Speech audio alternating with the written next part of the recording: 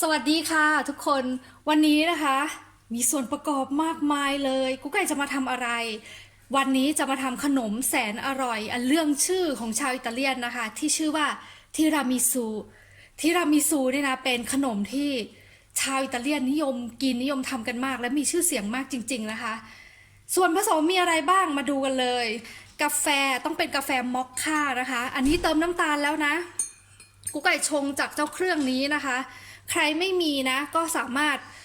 ใช้กาแฟผงสำเร็จได้นะคะนี่มันเป็นแบบนี้เป็นผงเนาะเป็นกาแฟบดแบบนี้นะคะอันนี้เป็นกาแฟบดแล้วก็ใส่มาในนี้เอาน้ำใส่ข้างล่างเอาไปต้มนะคะน้ำที่ผ่านกาแฟมันไอดันความร้อนกับน้ำขึ้นมาก็จะเป็นมอคค่าตัวนี้เนาะเติมน้ำตาลตามชอบนะคะคนแล้วก็รอให้เย็นสนิทเลยนะต่อมาน้ำตาลนะคะ100 กรัมชีสตัวนี้นะคะนี่ชื่อว่ามาสคาร์โปเนเป็นชีสสดนะคะหอมมันหวานอร่อยเลยนะครึ่งกิโลนะคะ500 กรัมไข่ไซส์กลางนะคะ4 ฟองผงโกโก้นะคะผงโกโก้ซึ่งอันนี้มันจะขมเลยนะสำคัญอีกอย่างหนึ่งตัวนี้นะคะรู้สึกภาษาไทยจะเรียกว่าขนมปัง Lady Finger หรือเปล่าถ้าใครเจอยี่ห้อนี้นะคะซื้อเลยนะยี่ห้อนี้เป็นยี่ห้อเก่าแก่ของอิตาลีนะคะพี่มิกบอกโอ้โหเกิดมาก็เจอยี่ห้อนี้เลยอร่อยนะคะยี่ห้อนี้ส่วนผสมครบแล้วกุ๊กไก่ผู้ขี้ลืมไม่ลืมอะไรทั้งสิ้นนะคะอ้อถาดนะคะที่ใช้สำหรับขนมประมาณเท่านี้ก็อยู่ที่20 คูณ 30 เซนนะคะถาดตัวนี้ชีสตัวนี้นะคะต้องกลับเข้าตู้เย็นก่อนนะก่อนอื่นนะคะเราจะมาแยกไข่แดงกับไข่ขาวก่อนนะคะนี่ชามนี้ไข่ขาว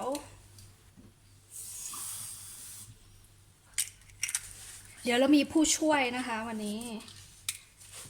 ผู้ช่วยคนนี้แหละขอมาเลยเมนูนี้นะแยกเรียบร้อยแล้วนะคะบางสูตรนะใช้แค่ไข่ขาวอย่างเดียวไม่ใช้ไข่แดงนะคะแต่วันนี้กุ๊กไก่จะทำสูตรดั้งเดิมนะซึ่งใช้ทั้งไข่ขาวแล้วก็ไข่แดงนะคราวนี้เราจะมาเริ่มตีกันจะต้องตีไข่แดงก่อนนะกับน้ำตาล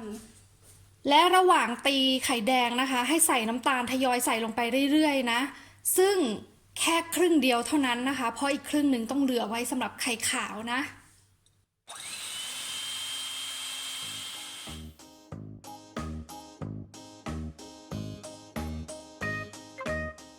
ตีจนไข่นะคะฟูนุ่มแบบนี้แล้วนะไข่แดงกับน้ำตาลนะคะคราวนี้ก็จะมาใส่ชีสลงไปนี่นะคะหน้าตาของเจ้าชีสมัสคาร์โปเน่เป็นแบบนี้นะคะนุ่มฟูคราวนี้นะคะก็จะใส่ลงไปแล้วก็ตีเลยลูกต้องค่อยๆทยอยใส่แล้วก็ทยอยตีนะคะ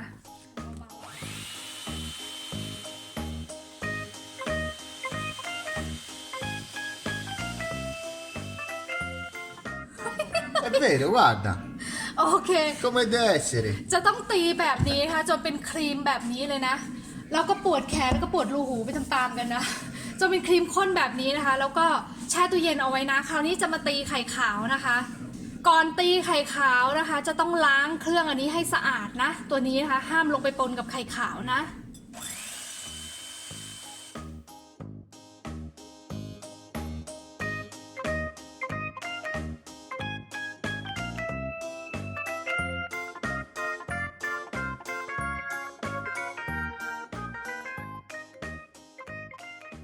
เคล็ดลับนะคะการตีไข่ขาวให้ตั้งยอดแล้วก็เนียนหนึบสวยงามแบบนี้นะคะ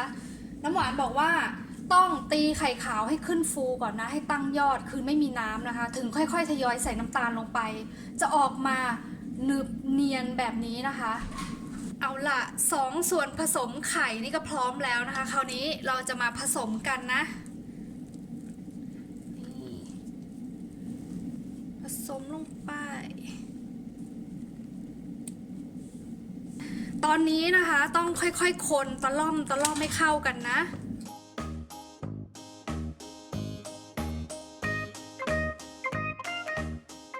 เข้ากันแล้วนะคะนี่ครีมจะออกมาเป็นแบบนี้อ้าว วางเอาไว้หรือเอาเข้าตู้เย็นนะคะเพราะเราต้องมาเตรียมกาแฟนะคะที่เราเตรียมเอาไว้เทใส่ภาชนะกว้างๆนะคะอย่างจานอันดับแรกนะคะครีมของเราปูลงไปที่พื้นถาด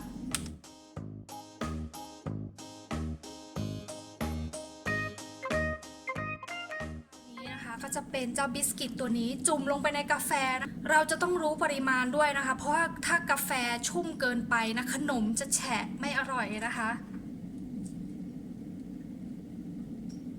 พอให้รู้ว่าเขาซึมเข้าไป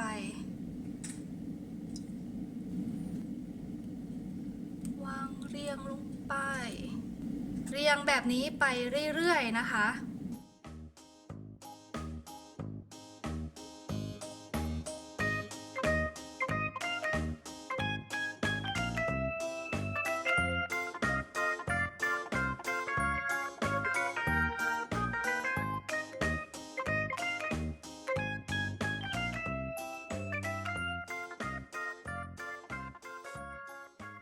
มาแล้วนะคะที่รามิซูของเราถาดเบ้งเลยสูตรนี้นะคะสำหรับ8ที่นะคะถ้าใครทำกินน้อยกว่านี้ก็ตัดทอนสูตรเอานะคะมาถึงขั้นตอนสุดท้ายก็คือผงโกโก้นะคะต้องเป็นชนิดขมนะเพราะทุกอย่างหวานหมดแล้วนะคะแม้แต่ไอ้บิสกิตเลดี้ฟิงเกอร์นั่นก็หวานนะอ้าวกุ๊กไก่ปูทิชชู่กันมันเปื้อนนะคะ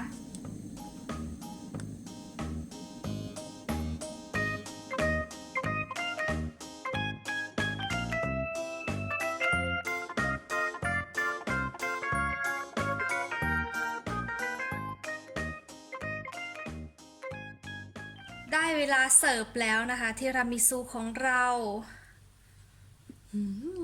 สัมผัสได้ถึงครีมฟูนุ่มมากๆ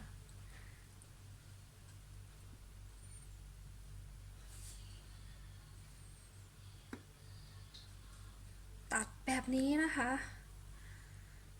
แล้วเราก็แซะขอบตรงนี้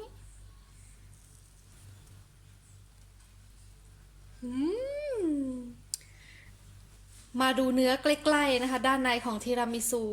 ครีมหนาแน่นมากนะคะเห็นไหมบิสกิต